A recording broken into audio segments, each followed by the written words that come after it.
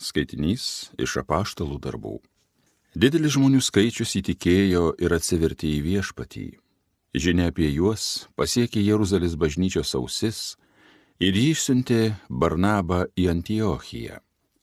Atvykęs ir pamatęs Dievo malonę, jis apsidžiaugė ir ragino visus iš tikros širdies likti ištikimus Viešpačiui. Mat jis buvo geras vyras, kupinas šventosios dvasios ir tikėjimo. Taip Viešpačiui prisidėjo nemažas būrys. Barnabas dar keliavo į Tarsą ieškoti Sauliaus. Radęs atsivedė į Antiochijon. Jiedu abu ištisus metus darbavosi bažnyčioje ir išmokė gausų būrį. Antiochijoje pirmą kartą imta vadinti mokinius krikščionimis. Antiochijos bažnyčioje buvo pranašų ir mokytojų. Barnabas, Simonas pravarde Juodasis, Liucijus Kirėnietis, Manaenas augęs kartu su tetrarchu Erodu ir Saulius. Kartą, kai jie laikė pamaldas Viešpaties garbei ir pasninkavo, šventoji dvasia pasakė: paskirkite man Barnabą ir Saulių darbui, kuriam aš juos pašaukiau. Tada jie pasninkavo ir meldėsi ir uždėję ant jų rankas išleido. Tai Dievo žodis.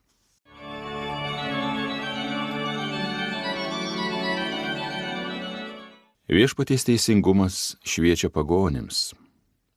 Naują giesmę giedokite Viešpačiui, nuostabius darbus jis daro, jo dešinė visagalė, jo šventoji ranka pergalės skina. Viešpaties teisingumas šviečia pagonims. Savo išganymą Viešpats apreiškė, jo teisingumas šviečia pagonims, atsimena savo gerumą, ištikimumą, Izraelio šeimai žadėtą. Viešpaties teisingumas šviečia pagonims. Ir mato visas pasaulis išganingąjį Dievo veikimą. Žavėkitės Viešpačių šalys, šūkaukit, džiūgaukit, grokit. Viešpaties teisingumas šviečia pagonims. Viešpačiui skambinkit arfom, giedokit pritariant kanklėms, trimitų ir ragų balsai tegu aidi, valdovą Viešpatį girkit audringai. Viešpaties teisingumas šviečia pagonims. Alleluja, alleluja, alleluja. Eikite ir padarykite savo mokiniais visų tautų žmones, sako Viešpats. Aš esu su jumis per visas dienas iki pasaulio pabaigos. Alleluja, alleluja, alleluja. Pasiklausykime Šventosios Evangelijos pagal Matą.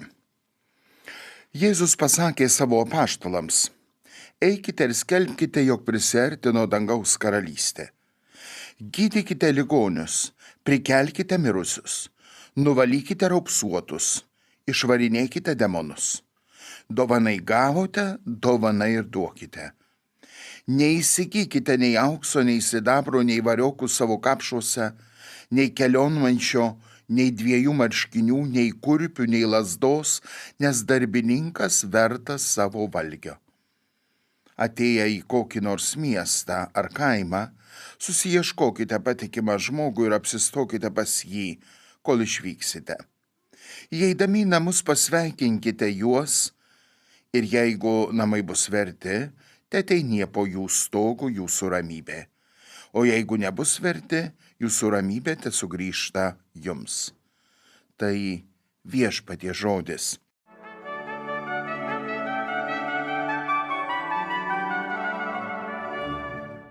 Brangus broliai ir seserys, įžengiam į tokį vasaros periodą, kada matyt daugelis iš jūsų turės noro, galimybės, o gal ir neturės tos galimybės, bet bent jau noro tai tikrai truputį pailsėti, truputį pavažinėti po atlaidus, tokia tikrai šventiškas tas periodas, nors atrodo, kad po Velykų laikotarpio, po sekminių, po devintinių jau kaip ir viskas baigėsi, jau nieko kaip ir šventiško nebelieka. Lieka. Ir tikrai labai sveikinu tuos, kurie jau yra kaip nors susiplanavę savo keliones į pirmiausia Žemaičių Kalvariją arba vėliau truputį į Marijampolę, rugpjūčio mėnesį į Krekenavą ar į Pivašiūnus, rugsėjo pradžioje į Trakus, o vėliau į Šiluvą. Tikrai kiekvieną iš jūsų labai sveikinu.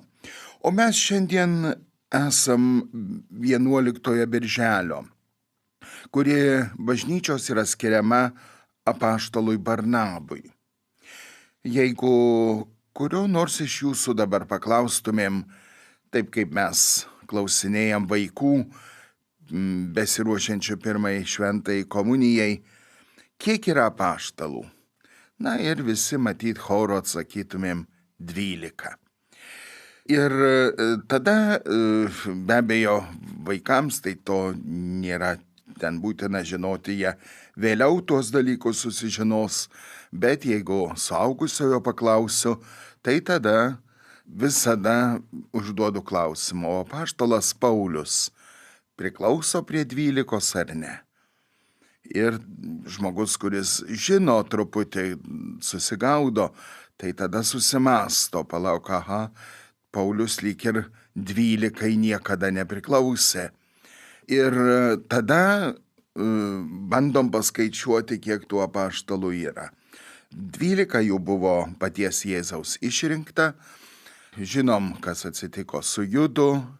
Žinom, kad apaštalai nusprendė Petro vedami išrinkti vietoj Judo Motiejų. Tai jau 13 apaštalas atsirado. Vėliau prie tų apaštalų būrio prisijungė Paulius su savo atsivertimu ir su savo visa veikla misijinę. Ir tarp jų taip pat bažnyčia tradiciškai priskiria Barnabą. Apaštalą Barnabą, kuris nebuvo tarp 12, bet visų savo užsiangažavimu buvo labai stiprus Evangelijos ne tik tai skelbėjas, bet pirmiausia gyvenąs Evangeliją. Ta mūsų tik ką išgirsta neturto raginimą, tokį labai konkretų, neįsigykite nei aukso, nei sidabro, nei variokų savo krepšiuose, nei kelionmaišio, nei 2 marškinių, nei kurpių, nei lazdos. Visa tai apaštalas Barnabas įvykdė 100%. Pardavė savo žemes, buvo kilęs iš Kipro, bet greičiausiai, kad savo jaunystę arba mokslus praėjo taip, kaip ir daugelis to meto pamaldžių žydų, praėjo Jeruzalėje, prie Jeruzalės šventyklos, todėl tikrai žinojo Jeruzalės miestą, žinojo, kas vyko su Jėzumi, kaip vėliau vystėsi įvykiai, ir todėl atsivertęs iš karto suprato, kad viskuo, ką aš turiu, reikia pasidalinti su tais, kurie turi mažiau. Ir tai yra labai aiškus liudijimas paties Barnabo. Jūs girdėjot pirmąjį skaitinį, daugiau apie jo gyvenimą ir kai kuriuos momentus, kuriuos išskiria šiandien dienai bažnyčia. Barnabas taip pat išsiskyrė dar vienu labai svarbiu dalyku – švelnumu. Iš tiesų, kai Paulius po pirmos savo misijinės kelionės buvo, iš tiesų nusivylęs, iš ten išmetė, ten akmenimis užmėtė, galbūt jis neteko regėjimo, ar bent jau tas regėjimas buvo labai apsilpęs po šitų visų tragedijų, kitaip sakant, sveikatos problemos. Ir jis tiesiog nusprendė, kad nebereikia čia vargti, tiesiog ramiai gyventi ir sugrįžo savo į Tarsą ir gyveno ramiai.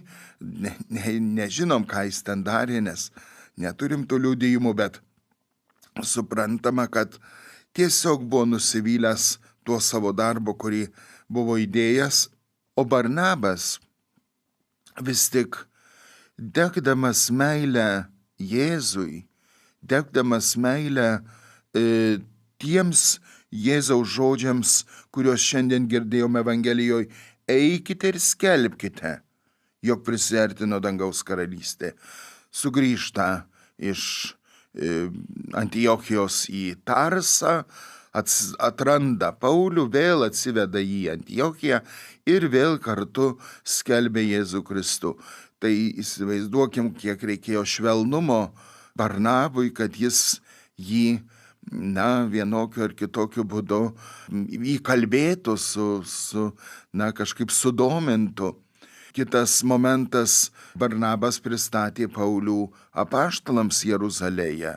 Tai irgi buvo nepaprastai, sunkus uždavinys, žinant, kad buvęs Saulius šitiek yra persekiojęs bažnyčią, bendruomenės, Jėzų bažnyčioje. Dabar kaip jį priimti? Galvoju, kad nebuvo lengva nei Petrui, nei Jokūbui, nei Jonui, kuriems pirmiausia Barnabas buvo pristatęs Paulių. Bet Barnabo, tas švelnumas, tas saikingumas, supratimas, ramybė, plaukianti iš Evangelijos, plaukianti iš Jėzaus, plaukianti iš jo žinios ir maitinimosi juo.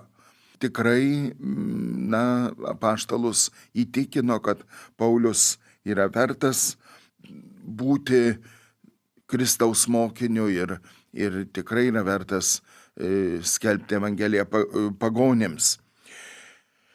Tai štai mokomės iš šventojo apaštalo Barnabo daugelio dalykų: neturto, paprastumo, nuoširdumo, švelnumo, viso to, ką Jėzus nurodė savo Evangelijoje, tik ką girdėtoje Evangelijoje, kaip po gero apaštalo, gero skelbėjo bruožus. Mes galim pasirinkti vieną iš jų, kad ir labai paprastą, kad ir labai, nedidelį, bet vis tik pasirinkę jį, sekim tuo Kristumi, kuris buvo neturtingas, romus ir nuolankios širdies. Amen.